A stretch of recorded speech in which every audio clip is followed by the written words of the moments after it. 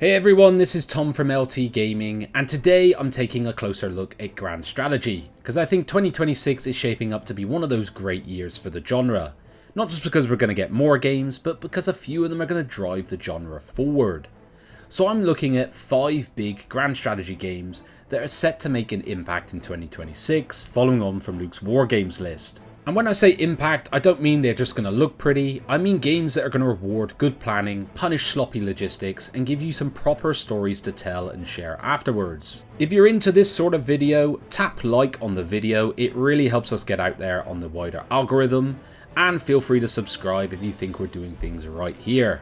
Now, I've talked about Gilded Destiny before, and honestly my enthusiasm has only grown since that bigger feature I did last year. A big part of that is the devs themselves, so all credit to them. They've been very good at keeping people in the loop with regular, detailed dev diaries on their YouTube, and in Grand Strategy I find that sort of transparency very comforting.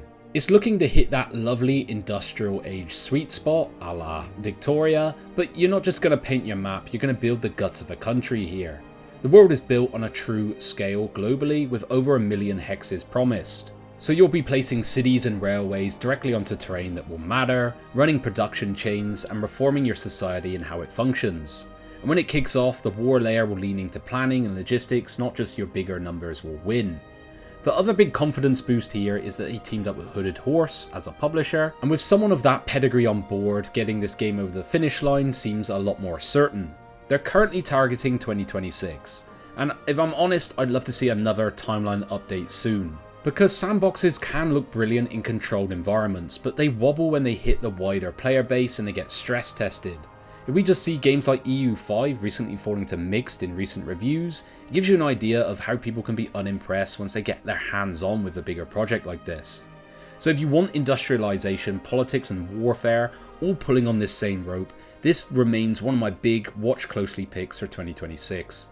Alrighty, Total War Warhammer 40,000 next, and I think this one has had a bit of a mixed reception from the fan base. You got the wildly over-enthusiastic videos, to a lot of the I'm not impressed takes floating about. And I do get both sides, because Warhammer 40k fans are protective of the vibe, and Total War fans are protective of the formula. However, I'm cautiously optimistic here. And that's mainly because I think Creative Assembly, when they're on it, they do things very well in the Grand Strategy space. But note that caveat, I said when they're on it. But we can't argue they do know how to build the loop of campaign decisions, consequences, and battles that pay off for your planning. And with 40k, you've got a universe that is basically built for scale. Grim, absurd, and perfectly fitting big faction identity. On paper, the pitch is exactly what you want: turn-based campaigns, real-time battles, set in the era we're all familiar with. We've got 4 factions right from the onset: Space Marines, Astra Militarum, Orcs and Eldari, all with their own toys and way of fighting. Now, I cannot pretend there are not concerns. CA have had some very public wobbles in recent years, I won't go into all of it, but let's just say they can't afford to fumble the landing here. So the things I'm watching is 1, are they going to stay true to the Total War rhythm rather than reinventing it into something weird or obscure? 2, can they absolutely nail the grim dark tone? Because 40k without the weight and menace just becomes some weird lads in shoulder pads having a paintball day out. It doesn't work. The release date is TBA, but they're looking to come out in 2026 it seems, so this is a project you need to keep tabs on if any of this appeals to you. A quick one from me: if you do enjoy this more focused and deeper dive style of content, consider subscribing. Most people who watch on LT Gaming aren't, and it genuinely helps us grow the channel and of course get those more niche Grand Strategy gems to the audience it deserves. Alright, back to it. This next title was absolutely left field to me until Luke shoved it under my nose and went, bro, take a look at this one. And fair play, it is going to tick a lot of the boxes we look for in games. Fall of an Empire isn't the usual Grand Strategy power fantasy where you start small and snowball into some continent eating blob. It's going to be the opposite. You've already got the throne, but the realm is wobbling, and the goal is basically how long can you hold this whole thing together before history inevitably eats you. The survival is victory angle is quite refreshing for this genre, I would say. What's selling it for me is the focus on internal pressure as much as the external threat.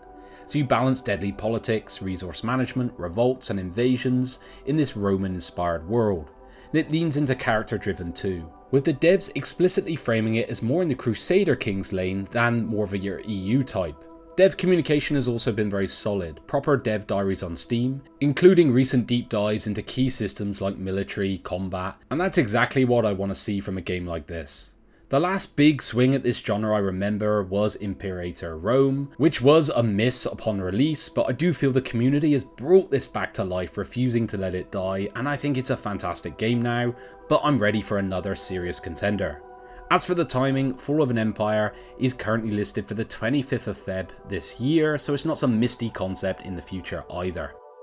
This next game is Fields of History: The Great War, and is coming from an indie dev who have teamed up with Microprose. This is exactly the sort of pitch I want for World War I. It's a real-time grand strategy take on the Great War, with an emphasis on running the whole nation. Politics, laws, production, research, military, organisation, all of the good stuff we fans like. And the feature list looks properly chunky. A proper 3D world map with over 10,000 provinces, deep political systems with historical leaders, different technologies, loads of unit and equipment types, just a lot to unpack here.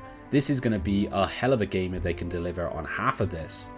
The gentle prod here is they do have a healthy backlog of dev diaries, but they're locked behind their Patreon. And I would say to the dev, if you're listening, Grand Strategy fans are magpies. If you're not front and center, we're going to wander off and start a 400-hour save somewhere else. So I'd love to see more current updates. And maybe Microprose, you can pitch in here. I think it's also worth saying that World War I is weirdly underserved for how rich it is. The politics, history, mobilization, the fragile alliances, it's all premium Grand Strategy material. It's currently TBA on release, but it's very much one to watch the progress of for 2026, and maybe it will pleasantly surprise us with a better release date.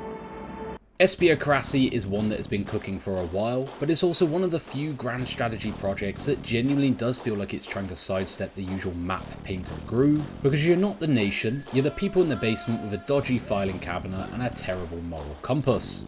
The pitch with this one is simple but very tasty. You run into the intelligence agency of one of 74 countries, starting as the Cold War begins, and your toolkit is the fun stuff that you only usually get as flavor text in another game: agents, propaganda, coups, assassinations, proxy wars, the whole rewrite history from the Shadows package. And this different perspective changes your loop of decision making. You're not optimizing your tax rates and stacking modifiers, you'll juggle information, influence and risk. So who do you back, who do you destabilize, and how far do you push it before it blows back on you? And the dev diaries lean into this below the level of the state idea, with systems like underground and insurgency plays, with a very deliberate focus on UX UI and time flow. Now, I have seen a lot of cool updates through Discord and Steam dev diaries. I just wish it was a bit more widely surfaced, because as I mentioned before, I think visibility really matters in grand strategy. If people don't see the progress, they assume nothing has happened.